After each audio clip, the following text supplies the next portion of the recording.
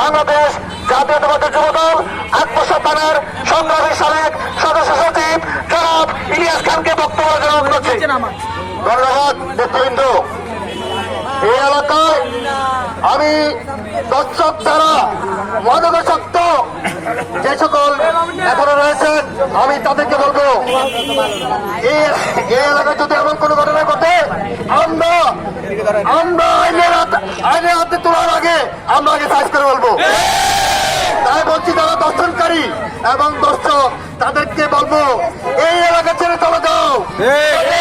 যে লালসা আছে সে লালসা পরিহার করো, থাকতে পারবে না। আমি বলবো প্রত্যেকটা এলাকায় সামাজিক প্রতিরোধ গড়ে তুলতে হবে। তাদের বিরুদ্ধে যদি সামাজিক প্রতিরোধ গড়ে তোলে তাহলে আর দর্শন হবে না। তাই আমি সবাইকে আন্তরিকভাবে ধন্যবাদ জানাই। আমার বিশেষ করে আমার সকল ভাইদেরকে সামাজিক রাজনীতিক সকল ভাইদেরকে আন্তরিকভাবে ধন্যবাদ জানাই এবং মোবারকবাদ জানাই।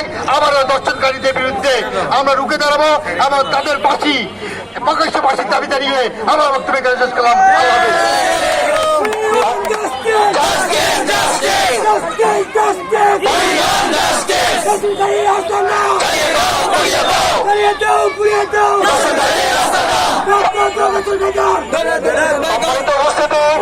আপনারা জানেন সারা আজকেও চট্টগ্রাম কোতোয়ালি থানায়